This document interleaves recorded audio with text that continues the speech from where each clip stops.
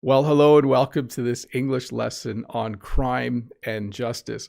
If any of you watch American television in order to learn English, you've probably realized that a lot of American TV shows are about the police and the criminal justice system.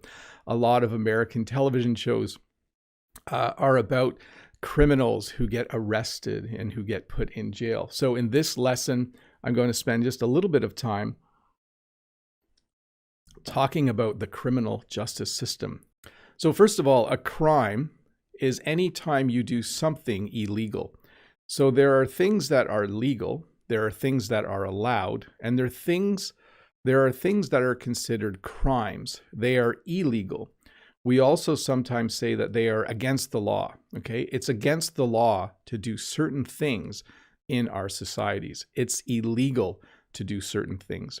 If you do those things that are against the law, if you do those things that are illegal, we consider it a crime.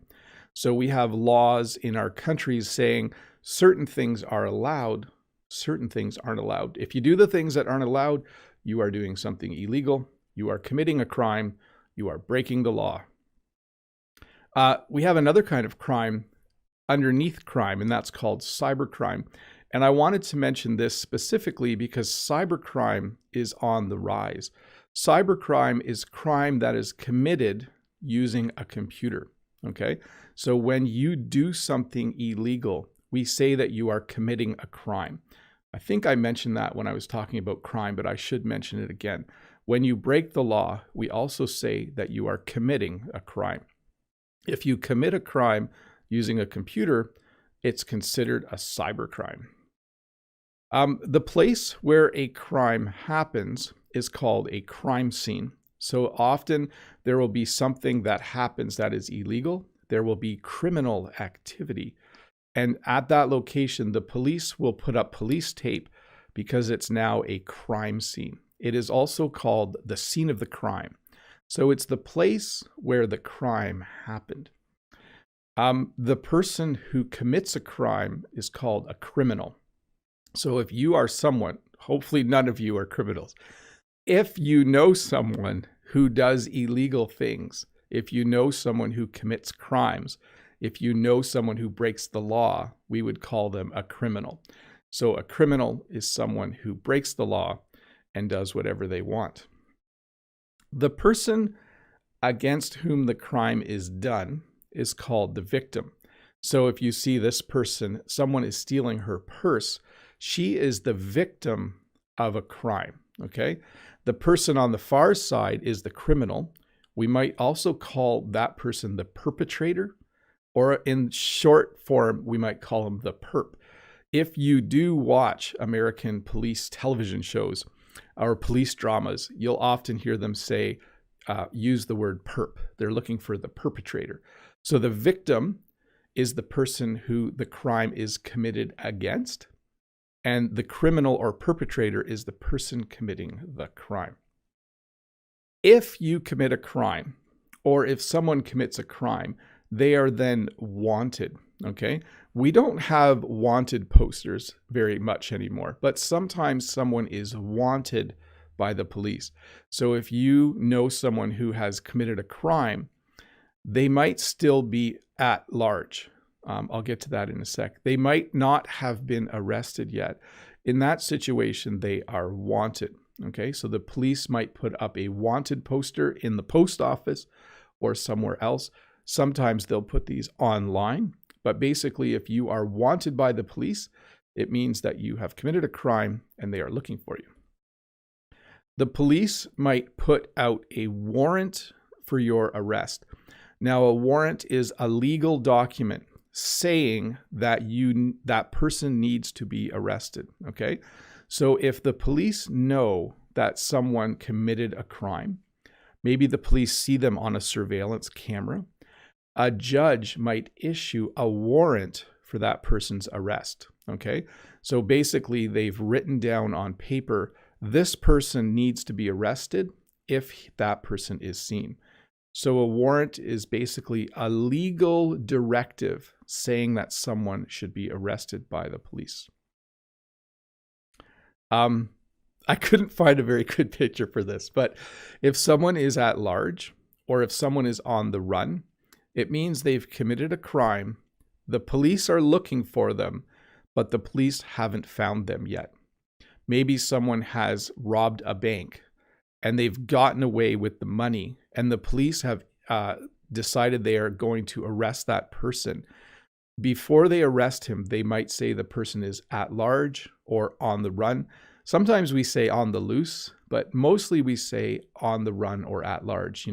Police are looking for a man that looks like this. He is currently at large in the Toronto area or is currently on the run from police.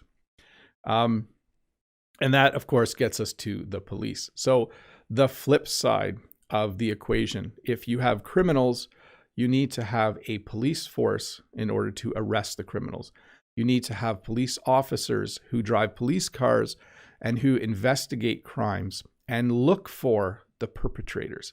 So I'm using a lot of the vocabulary that I've already taught, but generally most countries have large police forces, and that police force spends some of their time solving crimes, finding the perpetrators, and arresting them.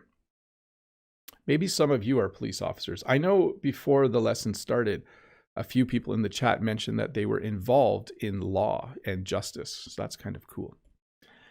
When the police find the perpetrator, they will arrest them. So when the police put handcuffs on you, we would say that you are arrested. You might often hear in a TV show that the person has their rights read to them. It's very common when police arrest someone, when someone is arrested, for the police to read them their rights. In the United States, it starts with them saying, you have the right to remain silent. Anything you say can and will be held against you in a court of law. I think I've watched too many American police television shows, but it goes something like that. So the police arrest the person, they put them in handcuffs, they read them their rights while they're being arrested, and then they will take them usually to the police station. And then they will be charged with a crime. When you are charged with a crime, it's slightly different. Well, it happens after you're arrested or while you're being arrested. And basically, the police will tell you, or they will tell the person why they are being arrested. So they'll say, Joe, you're under arrest. You're being charged with stealing a purse from a lady in the downtown area.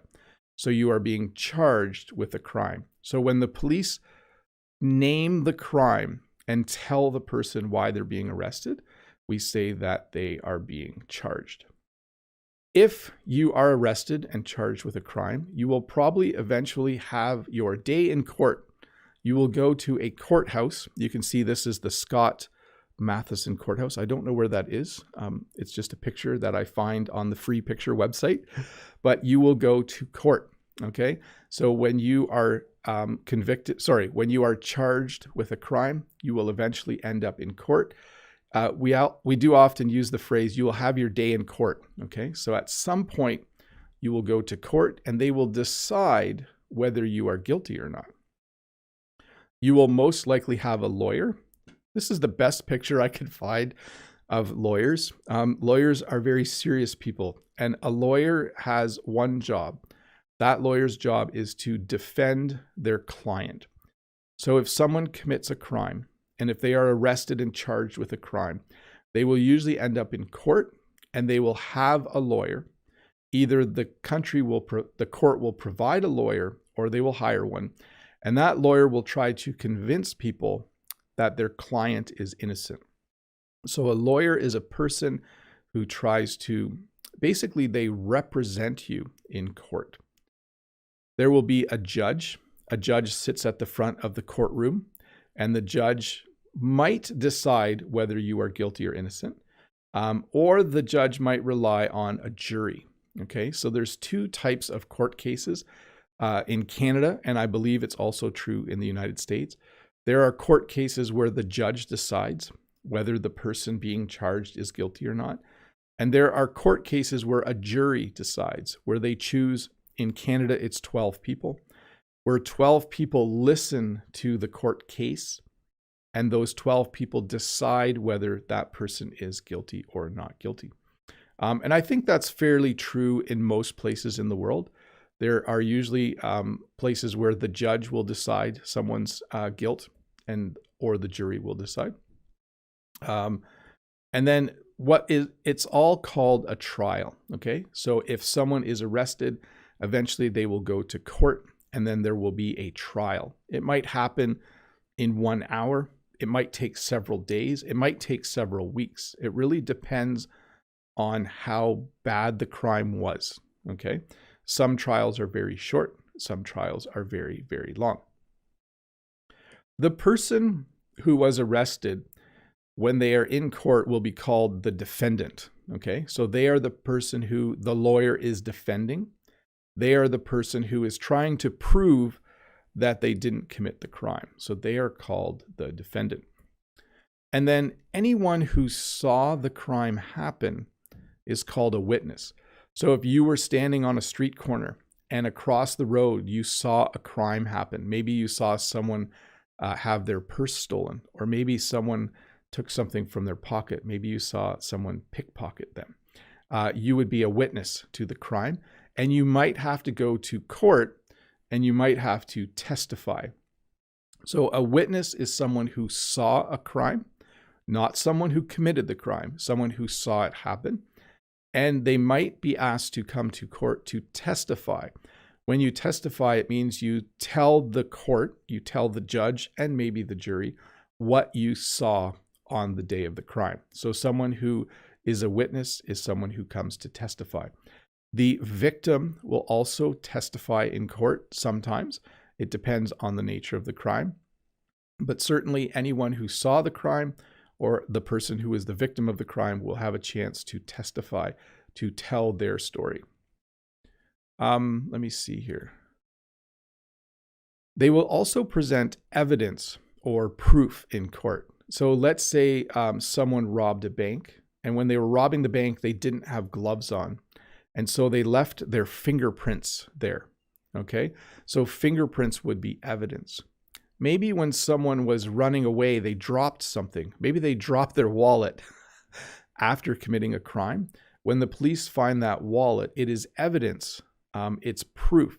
So it's something that helps them figure out who committed the crime. So things like fingerprints, DNA can be used as evidence or proof now. DNA is like what makes up your body. But definitely they will be looking for evidence or proof when trying to prove that someone did a crime. And then eventually there will be a verdict. A verdict is the end result of a trial. The jury, if there's a jury, or the judge will decide whether the person is guilty or not guilty. And if they are guilty, they might be convicted of a crime. So if you are guilty, it means that you did it. And if you are convicted, it means the court agrees that you are guilty. So when someone is guilty, they would say, we would say that they've been convicted of a crime. If they are not guilty, we would say they are not guilty of the crime. You might also say they're innocent, and then you might say that they've been acquitted. Oftentimes you'll see in the headlines that someone was acquitted. That means they have been to a trial and they've decided, the judge or jury has decided they are not guilty and they are acquitted. So again, if you did it, the court might find you guilty. If you didn't do it, hopefully the court finds you not guilty or innocent or acquitted. But again, none of this is decided until the end of the trial. In the United States and in Canada, we have what's called innocent until proven guilty. So when you are arrested for a crime, you are considered innocent. You are considered innocent until the point where a judge or jury decides that you did the crime, that you are guilty, and then we would say that you are guilty or convicted of the crime. And then you might have a prison sentence, or you might go to jail. When someone commits a crime, they're arrested, they're charged, they have their day in court. At the end, if they are guilty, they might have to go to prison and serve a prison sentence, or we might just say they are going to go to jail. So it really depends on the severity of the crime. The more serious the crime, the more likely the person is going to go to jail. Let's do one more slide here. Yes. Or you might just get a fine. So depending on the type of crime, you might get a jail sentence or a prison sentence, or you might get a fine. A fine is when you're told you have to pay a certain amount of money. So one of the things you might get a fine for is driving over the speed limit. So that is a crime. It's a very minor crime. It's against the law. And if you were pulled over, you would just get a fine. You wouldn't even go to court, okay? But sometimes people are charged with a driving offense and they end up going to court and they end up at the end of the trial paying a fine. Depends on what kind of driving offense you've been charged with. So I mentioned as well that sometimes when you drive your car illegally, when you speed or drive at a high rate of speed, or you hit things, you might have your license suspended. So basically they might say your driver's license is no longer valid. So we're still in the, if you commit a serious crime, you might have a prison sentence or go to jail. A lesser offense, you might get a fine. If it's related to driving, you might just have your license suspended. In Ontario, Canada, if you drink and drive, if you drink alcoholic beverages and you drive your car, if the police pull you over, you will get arrested, you will get charged, and you will have your license suspended. It is highly illegal to do that in Ontario, Canada. I'm going to talk a little bit about different types of crime. I'm not going to talk about every crime because some crimes are just not nice things to talk about. So I'll go through a few of the different kinds of crimes and the people who commit those crimes. So arson is when someone lights a building on fire on purpose. So not an accident. An arsonist, that's the name of someone who commits arson, is an arsonist. An arsonist will burn buildings down because they just think it's something they like to do. It's kind of a strange behavior. In our part of Ontario, Canada, sometimes someone will burn a building down and they'll say there was arson committed by an arsonist. Assault is any time someone physically hits someone else. When you commit assault, there's no special name for it. We might say that the person who committed the assault is the attacker, but an assault is when you punch someone or hit someone or kick someone. Anytime you physically attack someone, we call it assault. Theft is when you steal things. Someone who commits theft is called a thief. And theft is just a general term for someone who takes something that isn't theirs, okay? A thief is someone who goes out probably at night and takes things that do not belong to them. In the city, sometimes people will smash the window of a car and they will take things out of the car. So they will commit theft. A thief will smash the window of the car and take things out of the car. Or the thief might take the car itself. Some of you in the chat were mentioning that you play Grand Theft Auto. That's a video game where you steal cars. It's not a really good idea to make video games that teach people to steal. But anyways, theft is committed by a thief.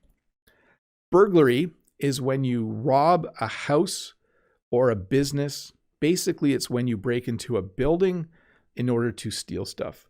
Burglary is committed by burglars, which I still find to be a really funny sounding English word. But a burglar is someone who steals things from buildings, maybe an office building, maybe an apartment, maybe a house. A burglar commits the crime that we call burglary. Both those words are kind of funny, aren't they? Burglar and burglary.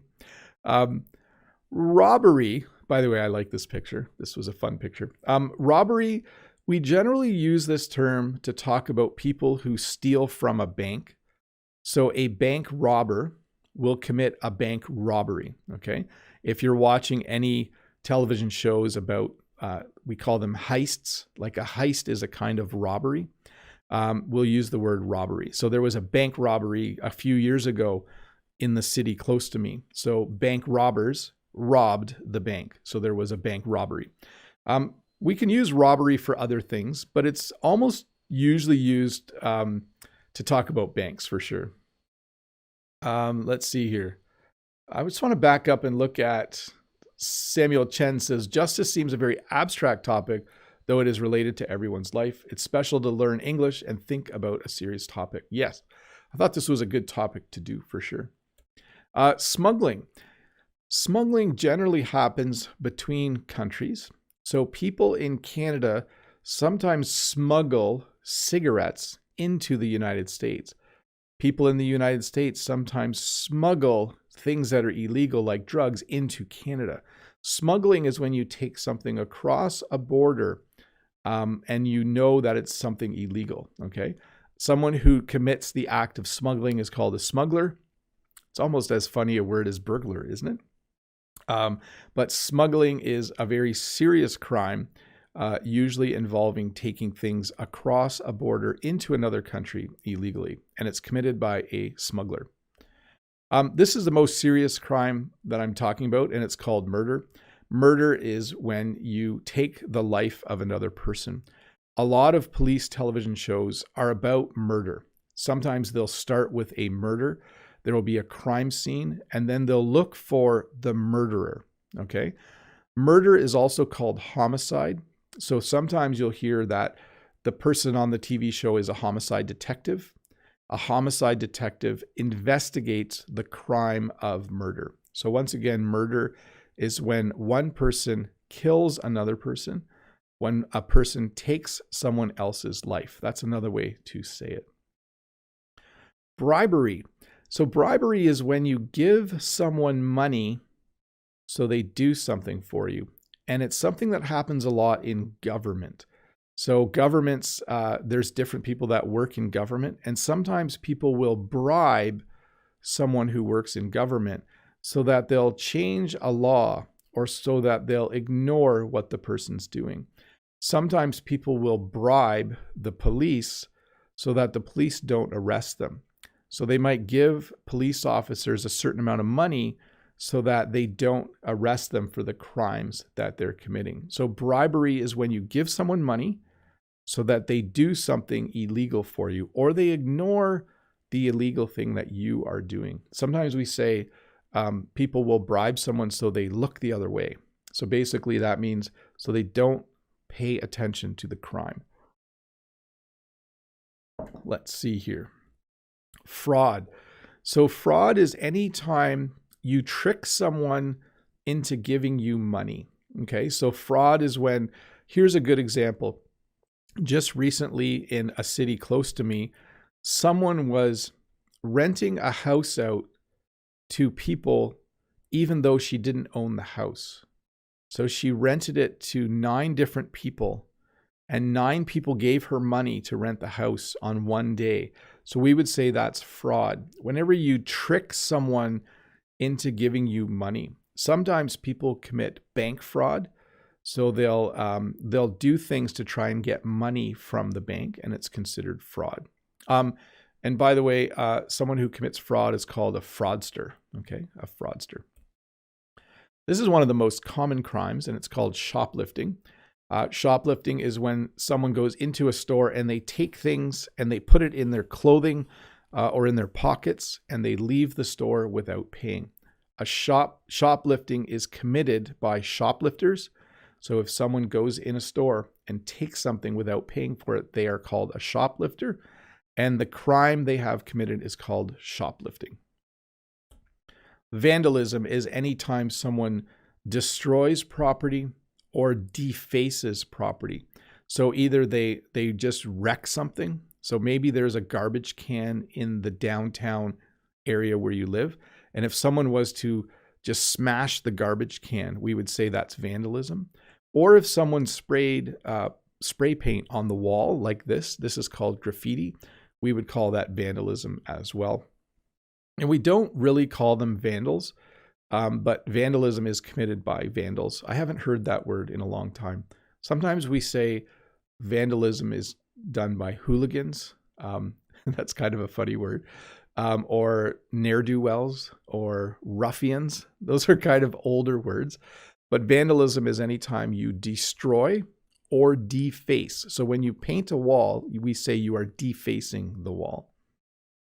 And then there's just traffic offenses. This is the most common thing for people to be charged with. As I said, I've gotten a couple speeding tickets in my life.